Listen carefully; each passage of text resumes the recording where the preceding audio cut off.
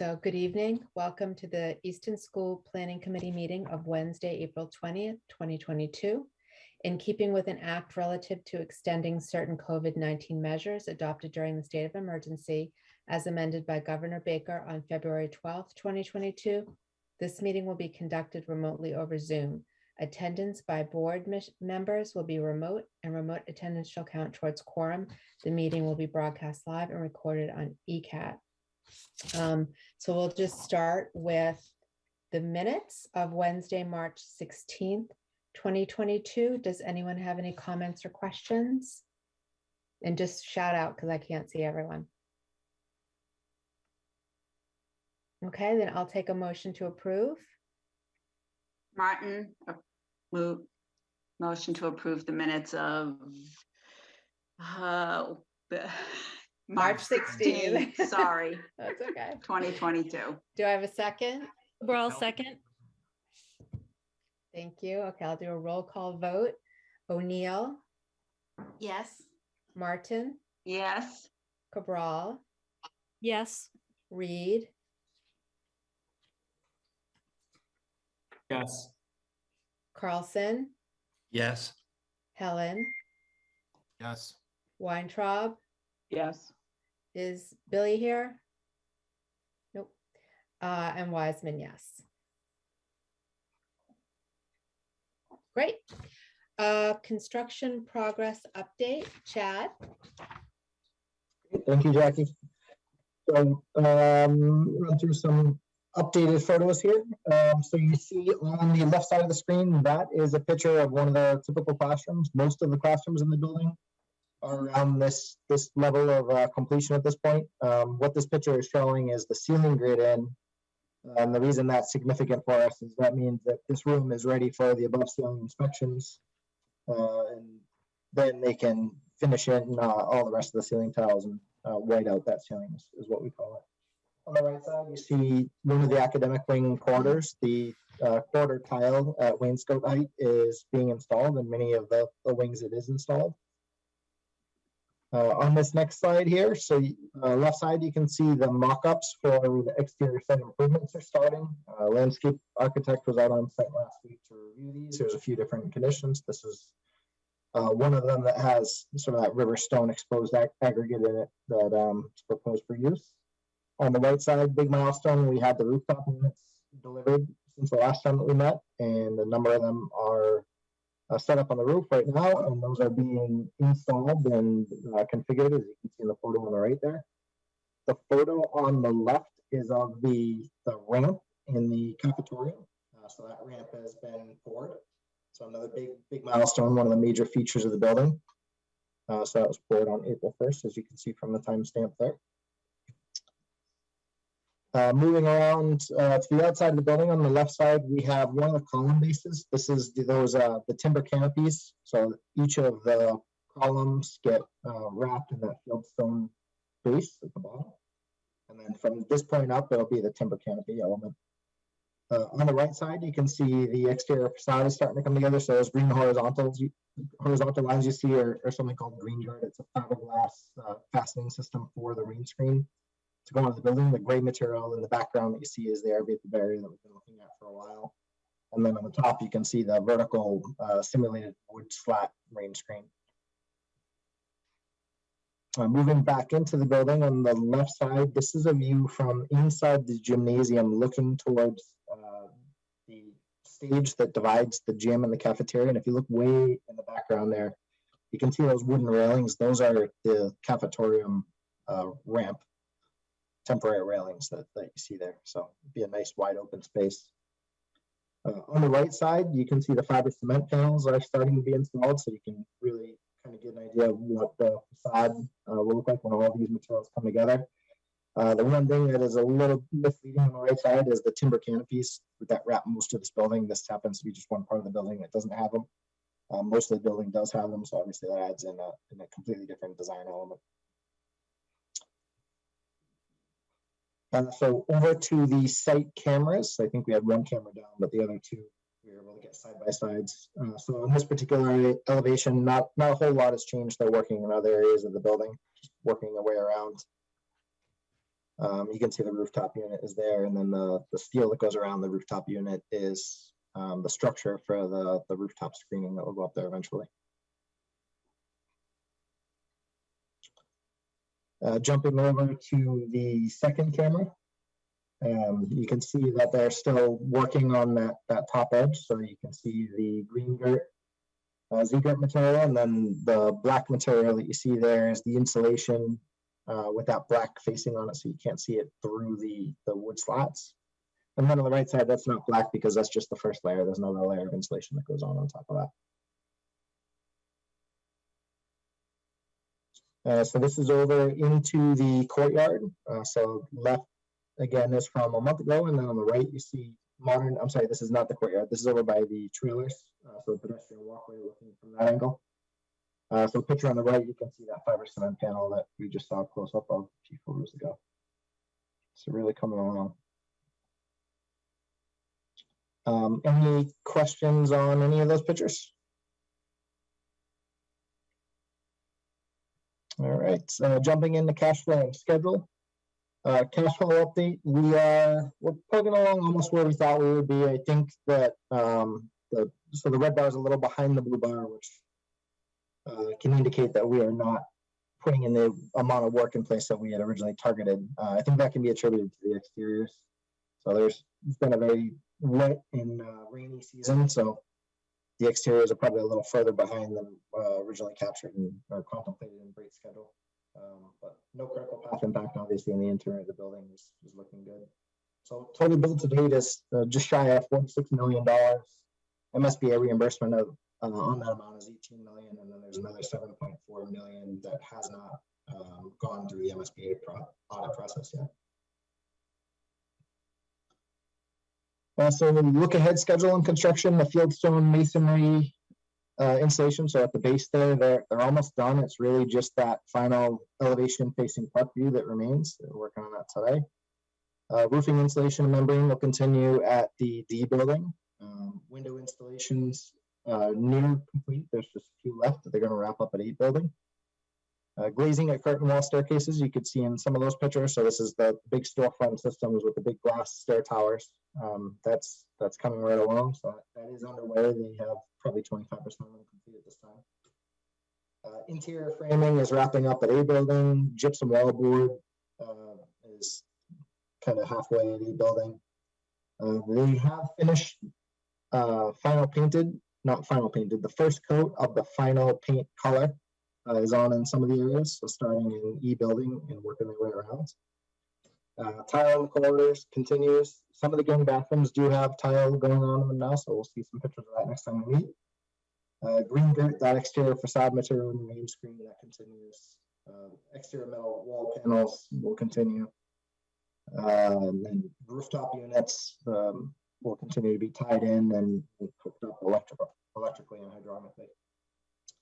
MEP roughs will continue. We'll do those overhead inspections so we can close up some of the classrooms. Window assembly testing. We actually have a window test scheduled for next Tuesday. And then the commissioning process is well underway. So we're meeting with the commissioning agent regularly. So that's a state assigned to the MSBA assigns the commissioning agent. But process is moving along well. Contingency update. Big picture, we are still in great shape. So we are 52% through Break's contract time. I remember this includes phase 2, which carries us out through the end of next April.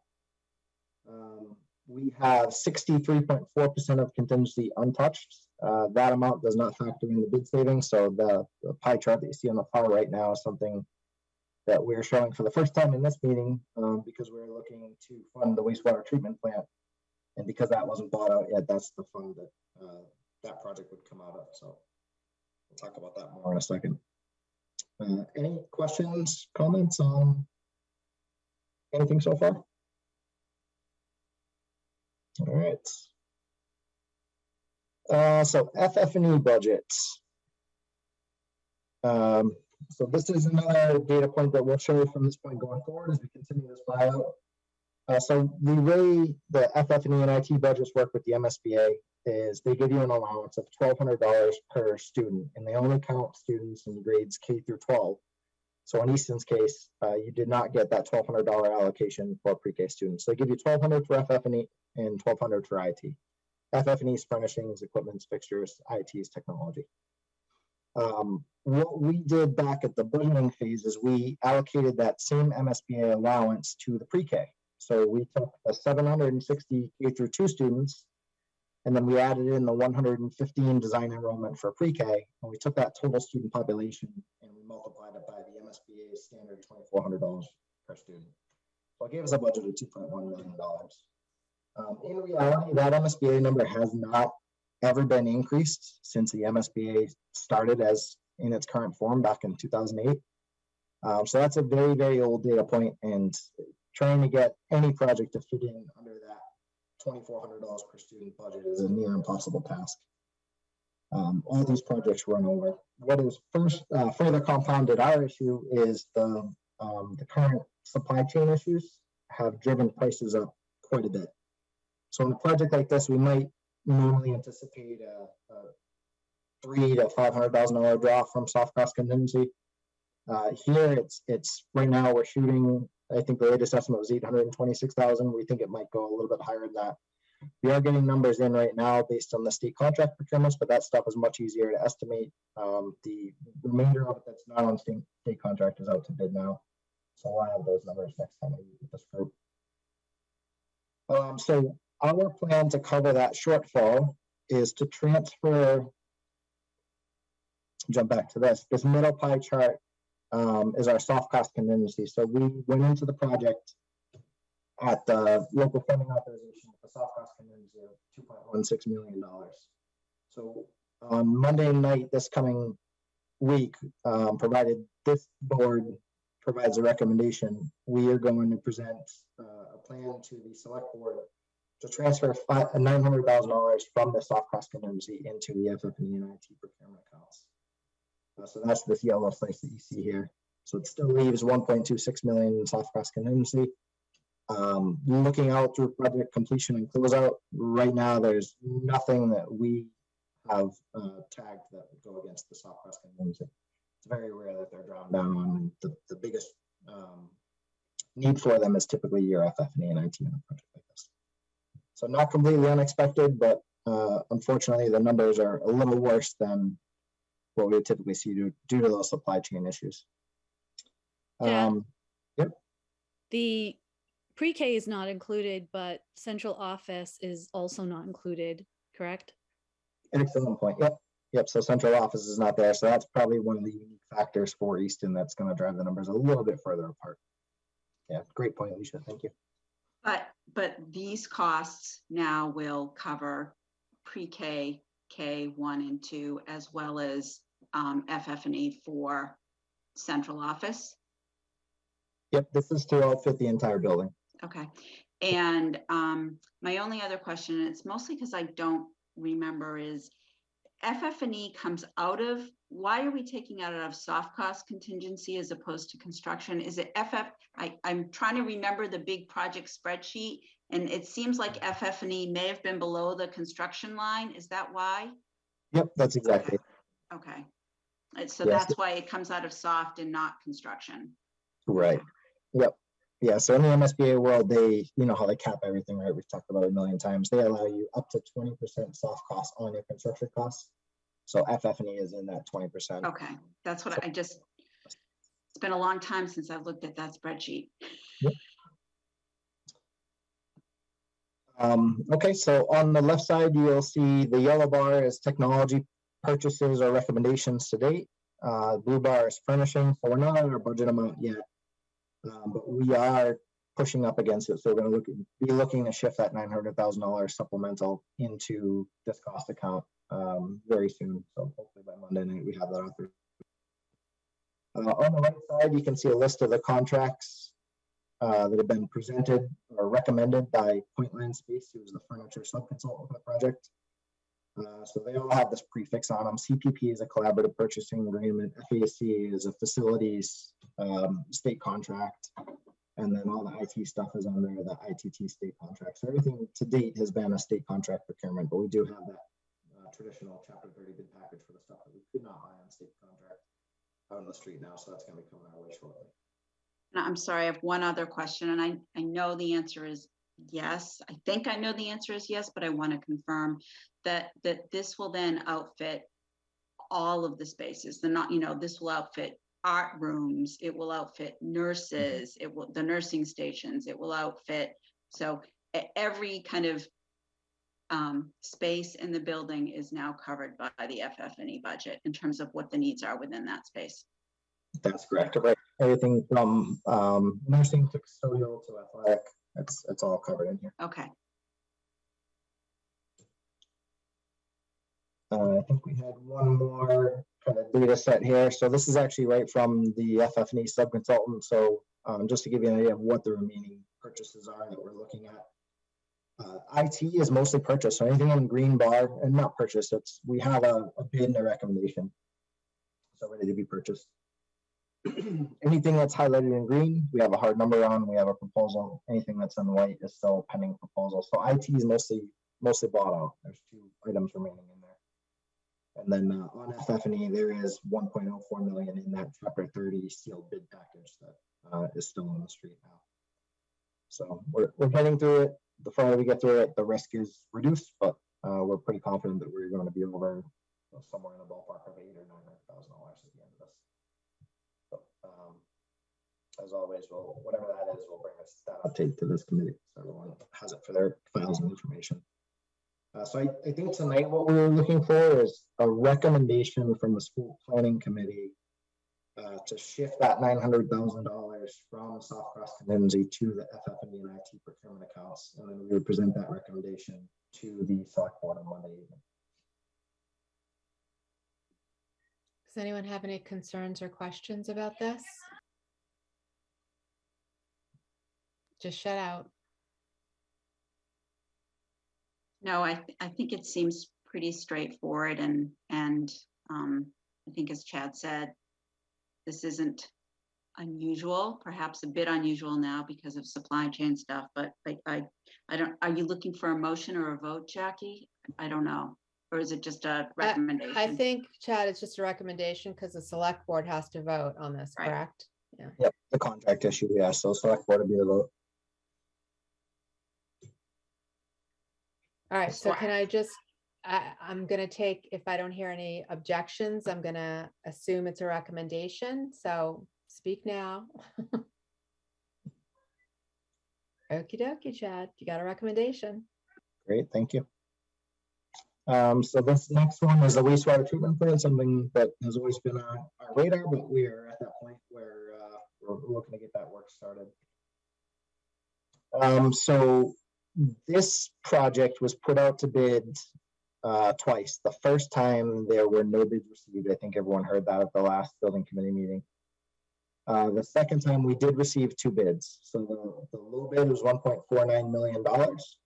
And the second low bid was just shy of $2 million. You may remember from back in 2020, the estimated value on this was $750,000. So there is a definite huge premium in here, and there's a definite lack of bidder interest in this project.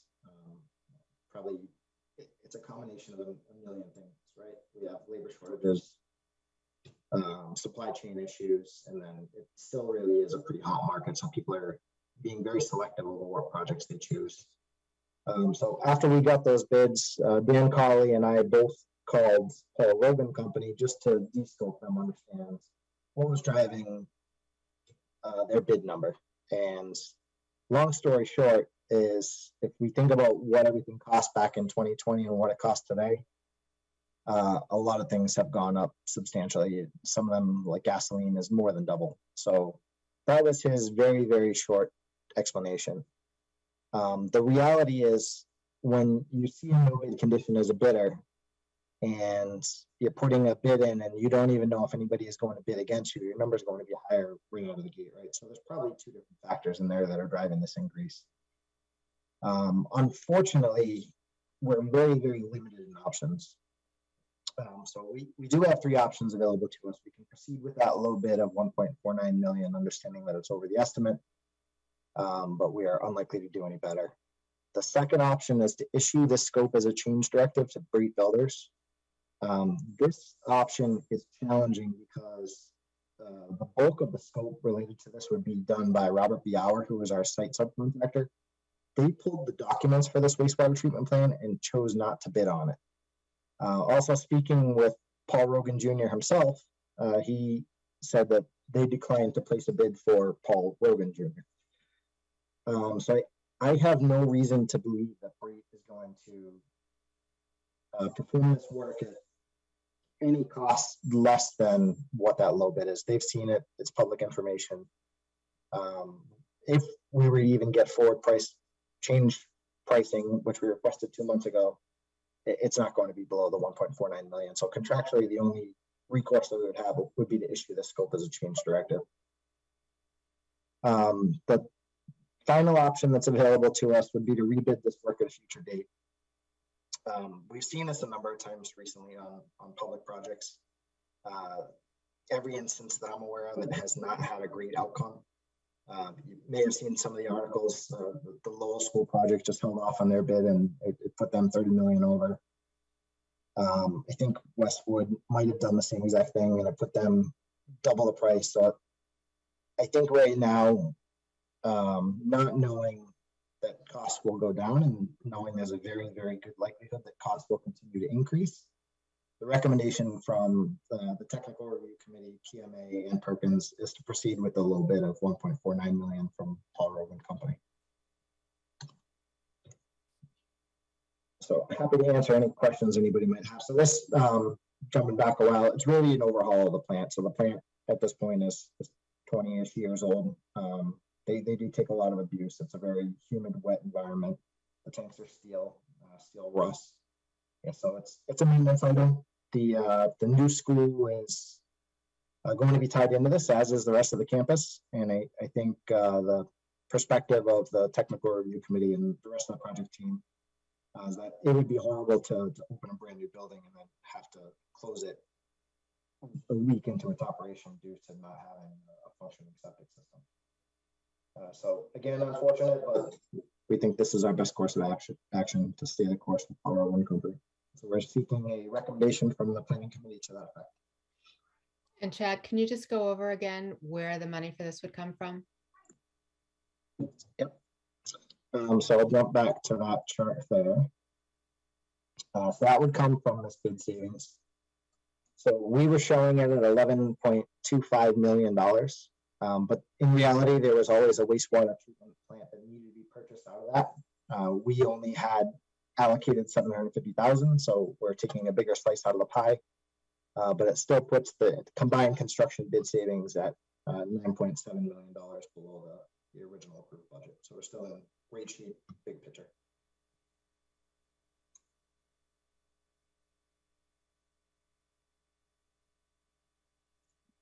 In terms of operation, I would just add that if we weren't to bring this up to really a high functioning facility, we wouldn't just be closing the new school. It could affect operations at all of the schools on the campus, since they're all tied into the plant. So in terms of operations, it certainly makes sense to make sure that the impact of the new school is not going to make it so that it is less effective for the other schools that it serves as well. Yeah, I think to your point, right, we're looking at unprecedented inflation, we're looking at unprecedented cost increase, supply chain issues. Like if we've got a bid on the table, a low bid, it's within the bid savings scope, right? We're still going to have what, 80-something% of it left.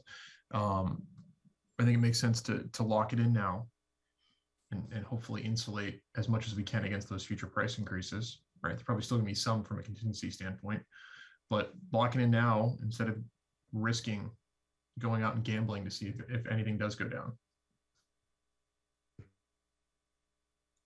Or perhaps delaying the project. Yeah, so I I think, I mean, no one wants to see something come in above budget, but given the factors going on in the economy, it kind of is what it is, and the balance of risk here, in my view, and it sounds like many others, is that delay. We have no educated reason to think that delaying a bid until next year would somehow help. And to Dr. Cabral's point, I mean, this project overall was going very, very well. I would feel uneasy with taking a risk on a core component of keeping the building able to be occupied over what is, not an insignificant overrun on this one item, but in the scheme of this budget, a small percentage. So I think just proceeding with the bid we have makes the most sense.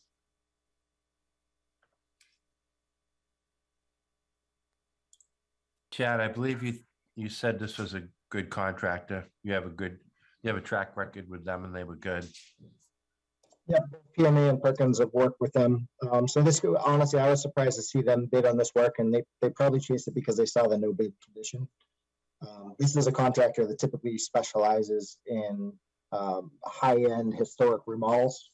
That's where we're most familiar with them. So they're a great firm to work with. The Rundgren family themselves are very involved in every project. So same thing, Jackie, we just need is it just Yep. a recommendation? Okay. Yeah, and then It it seems- select board. It seems pretty straightforward from my perspective that all the key players, Connor, from a financial perspective, and Alicia from a projects perspective, and the technical review committee. I mean,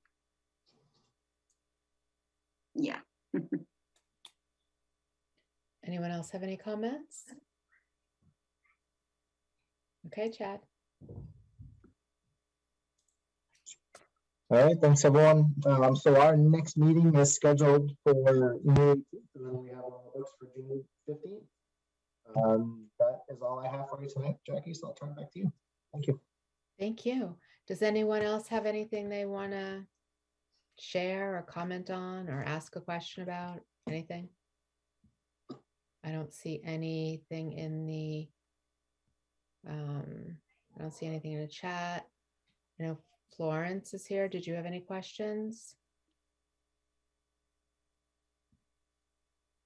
Okay, so I'm going to assume we're all set. So I will take a motion to adjourn. So moved, Cabral. Do I have a second? Martin Second, O'Neill. seconds. Okay, All right, roll call vote. O'Neill, yes. Martin, Yes. Cabral, Yes. Reed, Yes. Carlson, Yes. Helen, Yes. Weintraub, Yes. and Wiseman, yes. And have a good rest of your vacation. Thank you. Good night, everyone. Thank you. Good night. Thank you. Bye.